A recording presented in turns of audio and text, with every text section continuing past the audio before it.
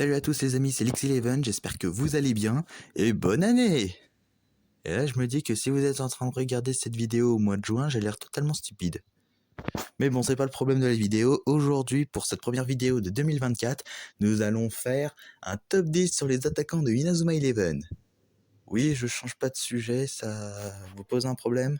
Mais bon, pas grave, vu que c'est moi qui fais la vidéo, si vous n'êtes pas content, vous avez qu'à quitter la vidéo et y aller sur une autre. Mais bon, revenons à nos moutons. Donc, comme je l'ai dit, nous allons faire un top 10 sur les attaquants d'Inazuma Eleven, et je ne prendrai que les attaquants des 3 premières saisons. Je ne prendrai pas ceux des films. Donc on peut dire au revoir à Bash Lancer et à tous ceux qui sont dans les films. J'espère que cette vidéo vous plaira, et si c'est le cas, lâchez un pouce bleu, abonnez-vous, et c'est parti sur le premier membre des attaquants.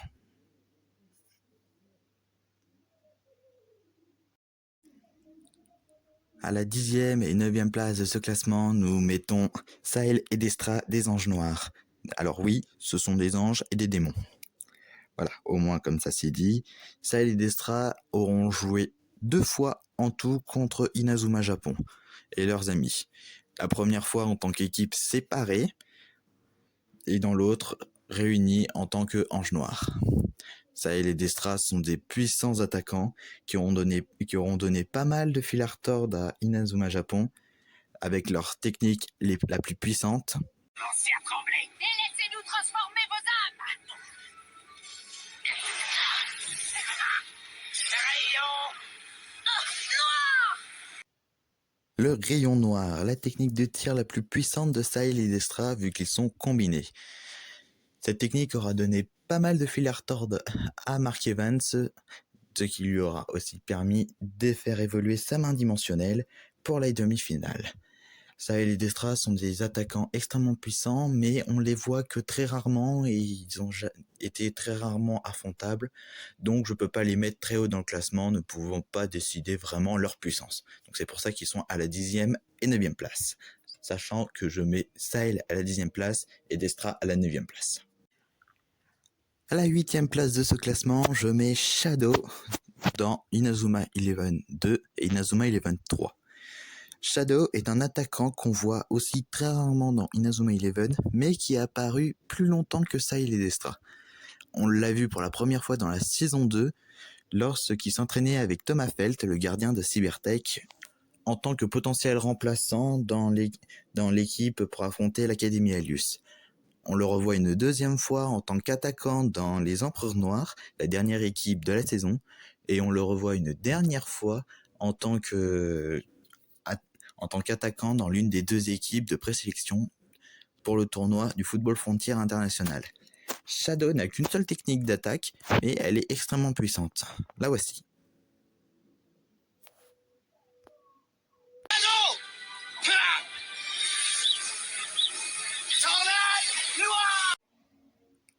La tornade noire, une technique extrêmement puissante ressemblant à la tornade de feu d'Axel Blaze, qu'il aura réussi à faire évoluer au stade de tornade noire 2 durant le match contre Inazuma Japon. Alors dites-moi si je me trompe dans les commentaires, mais je pense que c'est à partir de ce moment-là qu'il le fait évoluer. Malheureusement, comme dit précédemment, Shadow n'a pas été présent un nombre incalculable de fois. Durant les matchs, il a été présent que 3 fois. Et on n'a pas pu définir réellement sa puissance. C'est pour ça que je le mets donc à la 8e place. Mais personnellement, je le trouve plus puissant que Sahel et Destra, parce qu'on le voit un peu plus et qu'on peut évaluer sa puissance.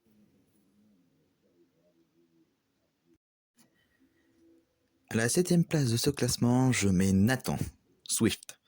Alors oui, je sais, certains vont me dire « Ouais, qu'est-ce qui se passe? Pourquoi tu le mets au poste d'attaquant alors qu'il est un défenseur dans tous les matchs d'Inazuma Eleven ?»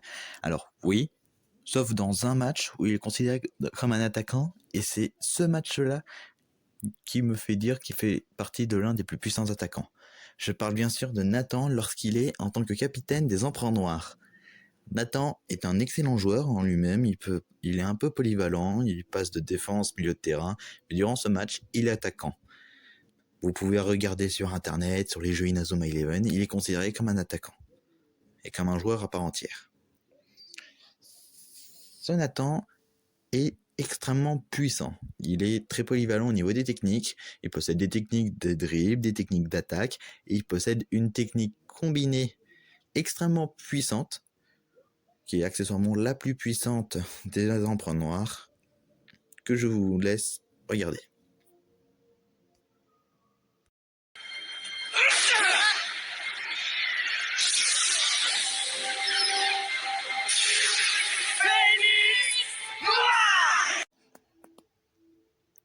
Le Phénix Noir, la technique la plus puissante des empereurs noirs. Bon, ok, cette technique est par la même occasion a été arrêtée par une main céleste améliorée. Pourquoi j'ai mis Nathan Swift sous le mode empereur noir aussi bas dans le classement? Parce qu'on ne le voit qu'une seule fois. On ne le voit que durant ce match. Il n'a jamais été attaquant dans un autre match, dans une autre saison ou quoi que ce soit. Il n'a été présent qu'une seule fois. On a pu constater sa puissance grâce à la Pyralius, mais à part ça, Nathan sous forme empereur noir, on ne l'a vu qu'une seule fois. Ce qui fait qu'on n'a pas pu totalement juger sa puissance. Il aurait pu très bien apporter plus de puissance à l'équipe, même s'il n'a été en tant que Nathan Swift normal sans être dopé par la Pyralius, mais je trouve ça quand même dommage qu'on ne l'a vu que durant un match. Si ça avait été dans d'autres matchs un peu plus préliminaires, on va dire, comme l'avoir affronté une première fois, puis revenu une deuxième fois, là on aurait pu le mettre un peu plus haut. Mais malheureusement, ils l'ont mis déjà à la fin de saison, alors que Raymond avait déjà battu Genesis précédemment.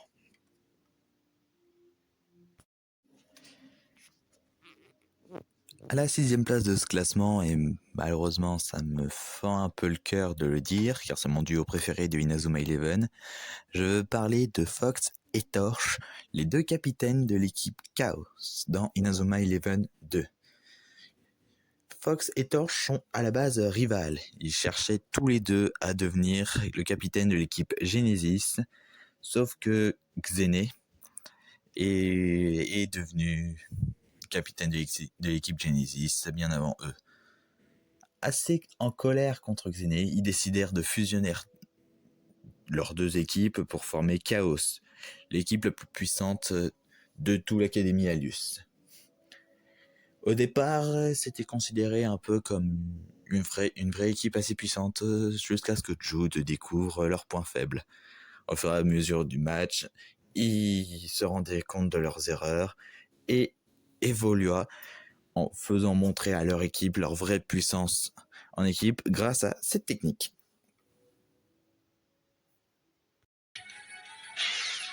Torche! Fox et Torche ont quitté le sol simultanément. Attention les yeux! Qu'est-ce qu'ils essayent de faire? Regardez la véritable puissance de Chaos!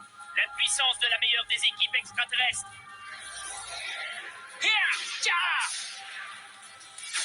Blizzard enflammé! Le blizzard enflammé, la technique la plus puissante de Chaos. Elles ont fait trembler les filets de Raymond plus d'une fois. Malheureusement, le match a dû être interrompu à cause de Xene qui est apparu au centre du terrain. On n'a jamais su si Raymond aurait pu retourner la situation ou pas. Pourquoi je les mets plus bas dans le classement? J'aurais pu les mettre plus haut si l'envie m'aurait donné, mais malheureusement, Raymond n'a affronté que l'équipe de Diamond Dust et n'a pas pu vraiment voir la puissance de Prominence. Vu que cette équipe est la fusion des deux équipes de Torch et Fox, ils n'ont été qu'affrontables qu'une seule fois au total et ça n'a pas été un jeu d'enfant, je dois l'admettre. Mais comme je l'ai dit précédemment, on ne sait pas du tout si Raymond aurait pu réussir à contrer cette équipe extrêmement puissante. Donc c'est pour ça que je les mets à la 6e place. À la 5e place de ce classement, je mets Paolo Bianchi, le deuxième capitaine de l'équipe d'Orphée d'Italie dans le Football Frontier International. Paolo est l'un des joueurs les représentant le mieux la saison 3 d'Inazuma Eleven. On le voit pour la première fois s'entraînant avec son équipe lorsque Inazuma Japon visite l'île de Lyokot, et on le revoit une deuxième fois dans le même épisode, accompagné de Mark poursuivant une voiture remplie de pneus avec lequel le ballon de Paolo s'est glissé à l'intérieur. Paolo sera très proche de Marc durant cette saison.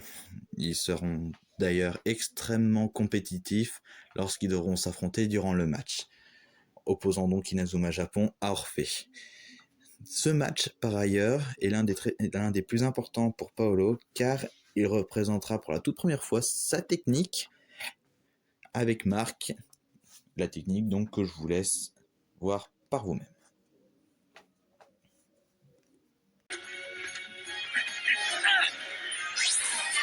Épée d'Odin.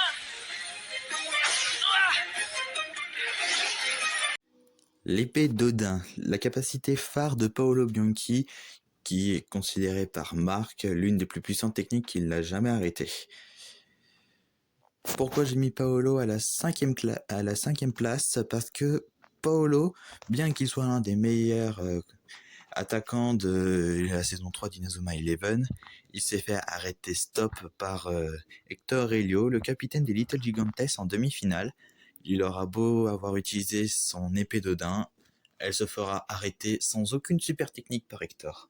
Ce qui fait de lui un attaquant bien, mais face à Hector, un attaquant extrêmement faible.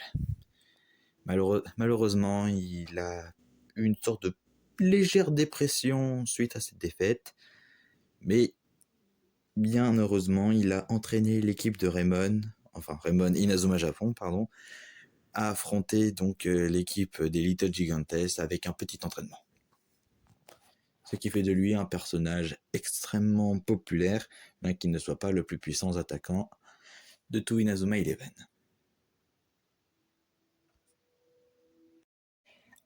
À la 4e place de ce classement, je mets Sean Frost. Et oui, Sean Frost, certains s'attendent à le voir plus haut, d'autres plus bas. Mais bon, moi je le mets à la 4e place, qui est déjà une place assez bien. Sean Frost était présent dans la saison 2 et a été l'un des personnages les plus iconiques de cette saison. Sean cache un très lourd passé. Il a été victime d'une avalanche et toute sa famille a péri dans cet accident. Depuis, il possède en lui la personnalité de son frère, Aiden, qui joue au poste d'attaquant, alors que Sean, lui, joue au poste de défenseur. Au fur et à mesure de la saison, Sean apprendra à mieux se connaître, à s'accepter tel qu'il est, et à accepter le fait que personne n'est parfait. Le mieux, c'est d'être parfait avec son équipe. Il apprendra au fur et à mesure certaines techniques, dont celle qui l'a rendu plus populaire avec cette fameuse scène que je vous mets tout de suite.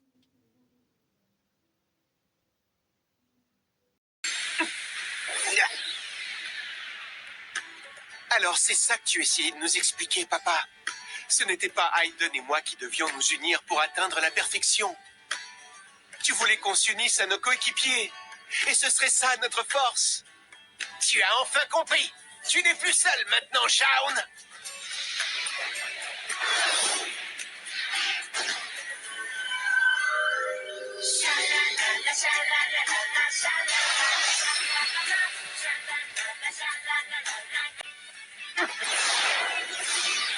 Loup légendaire!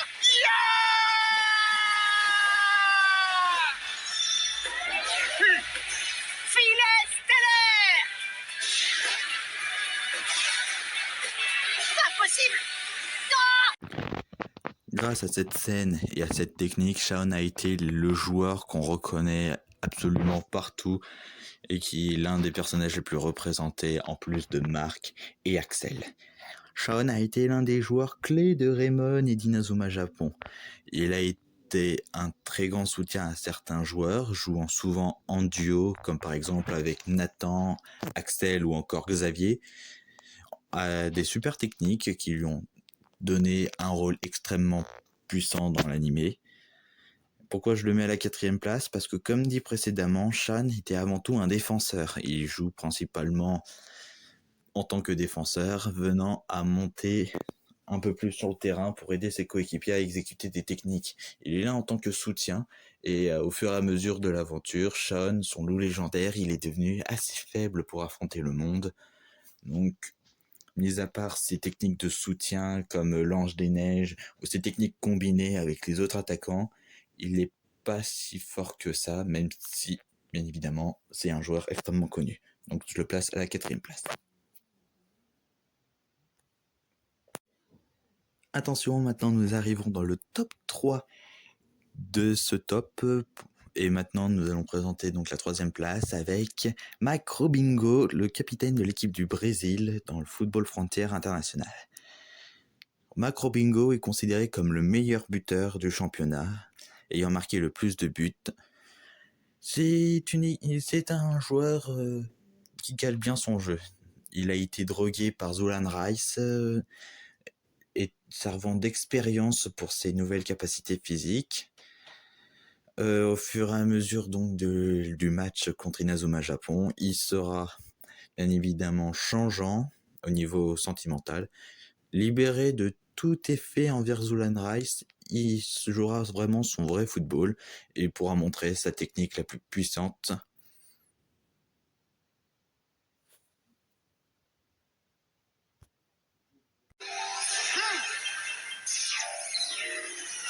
Tire Samba V2. Main dimensionnelle 2. Le tir Samba, sa technique la plus puissante, a réussi à passer la main dimensionnelle 2, soit la technique la plus puissante à ce moment-là de Marc. Il a été un joueur extrêmement compliqué à arrêter. Marc a dû utiliser donc entre guillemets l'aide de Jack pour arrêter ce tir, et même l'aide de Archer qui était le joueur clé de ce match, il n'y a pas à dire. Mike Robinho est un attaquant extrêmement puissant, mais il ne vaut pas à la cheville des deux autres attaquants qui suivent.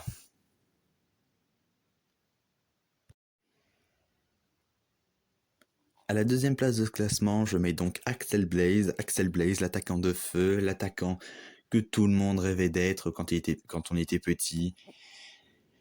Mais oui, il est donc à la deuxième place, et certains, ça étonnera, ça énervera, d'autres seront d'accord avec moi, mais bon, on verra ça lorsque j'aurai annoncé le premier. Axel Blaze est présent depuis la toute première saison d'Inazuma Eleven, a été l'attaquant phare de Raymond, l'attaquant phare de Raymond 2, ensuite le meilleur attaquant d'Inazuma Japon, bref, il a été le meilleur dans toutes les équipes qu'il a jouées. On se souvient de son arrivée épique sur le terrain lors du premier match contre la Royal Academy. On se souvient tous peut-être de sa démission avec Lina Schiller juste après le deuxième match contre l'Académie Alius. On se souvient de cette scène où il revient contre Epsilon Plus et bien évidemment de cette fameuse scène avec sa nouvelle super technique que je vais vous présenter maintenant. Je pense que de toutes les scènes qui a été jouées avec Axel Blaze, c'est cette scène qui l'a rendu vraiment extrêmement populaire. Le retour avec la tempête de feu qu'il exécute contre Dvalin, qui utilise sa perceuse. Et bien évidemment, pour faire style qu'il est beau gosse, il est le meilleur, il n'ose même pas regarder le ballon rentrer. Lorsque Dvalin essaye de l'arrêter, non, il est sûr que ça va rentrer, il se retourne, le ballon il rentre, sous un effet de lumière vraiment extraordinaire. Je pense que rien qu'avec ça, Axel est considéré comme l'un des plus puissants attaquants. Mais, comme je l'ai dit, d'après moi, ce n'est pas le meilleur attaquant. Pourquoi ? Parce qu'il y a une raison, et la raison, je vais vous l'expliquer en énumérant le numéro 1. Et à la première place de ce classement, je vais mettre bien évidemment... Ah oui, et je tiens à préciser, je ne ferai pas la blague comme quoi Willy est le meilleur attaquant, il a juste marqué un seul but contre les Otaku dans la saison 1. C'est une vanne que tout le monde a fait dans un top 10 des attaquants, donc voilà, je vais pas le faire. Non, à la première place de ce classement, je mets Xavier Foster. Xavier Foster a été un attaquant extrêmement puissant dans la saison 2, étant capitaine de Genesis. Il a aussi été attaquant dans Inazuma Eleven 3, donc la troisième saison avec le FFI, le Football Frontière International. C'est un attaquant vraiment extraordinaire qui n'a pas arrêté d'évoluer. Il a cherché toujours à s'améliorer, à se faire pardonner par Marc, par les autres joueurs de l'équipe. Sa technique la plus puissante est celle qu'il a exécutée lors de la finale du Football Frontière International contre Hector, que je vous mets maintenant.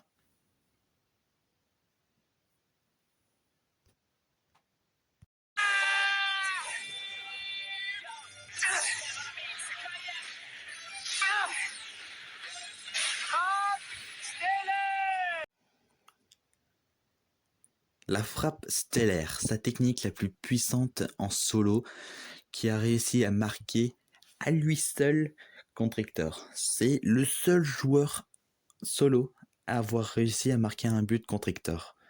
Le reste était que des tirs combinés. Que ce soit le Big Bang ou l'Ouragan Céleste, Xavier est le seul joueur du mondial à avoir réussi à marquer un but contre le meilleur gardien de tout Inazuma Eleven. C'est le joueur phare d'Inazuma Japon. Il a été capitaine remplaçant contre les Argentins.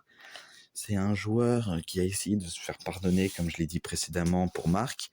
C'est vraiment un joueur qui n'a pas cessé de s'améliorer, qui cherche toujours à se faire pardonner pour toutes les actions passées. Et là, je pense qu'il a réellement montré sa valeur en marquant un but phénoménal. Et c'est ainsi que se termine cette vidéo, la première vidéo de l'année. Si ça vous a plu, n'hésitez pas à lâcher un pouce bleu, abonnez-vous et dites-moi dans les commentaires ce que je pourrais faire la prochaine fois. Pour certains, je pense que cette vidéo sera assez bof, vous ne serez pas d'accord sur certains points que j'ai énumérés. Comme je tiens à le préciser, ceci est un avis personnel. Vous avez le droit de ne pas être d'accord avec moi. Dites-moi en commentaire si vous aurez mis un autre attaquant à la place de ceux que je viens d'énumérer. Bien, revenons un peu, écartons-nous un peu du sujet pour expliquer ce qui se passe. Comme vous le savez peut-être, je suis un youtubeur parce que j'ai envie de faire quelques vidéos. Mais ça ne veut pas dire que je suis obligé de sortir des vidéos chaque jour, chaque mois, chaque année. Je ferai des vidéos quand j'en aurai envie. Cette vidéo était déjà en préparation depuis déjà pas mal de temps. J'avais juste à faire le script et le montage, ce qui était la partie les plus ennuyantes pour moi, je dois l'avouer. Heureusement, grâce au soutien de certaines personnes qui me sont chères, entre guillemets, je pu réussir à faire cette vidéo aujourd'hui, donc cette nouvelle année, et j'espère pouvoir débuter sur un nouveau pas avec cette chaîne YouTube. Si vous voulez me soutenir, il y a mon Discord qui est en description. Vous pouvez aller me soutenir, communiquer avec moi, dire ce que vous voulez que je fasse. Et sur ce, je vous le dis à la prochaine pour une nouvelle vidéo. Ciao les amis!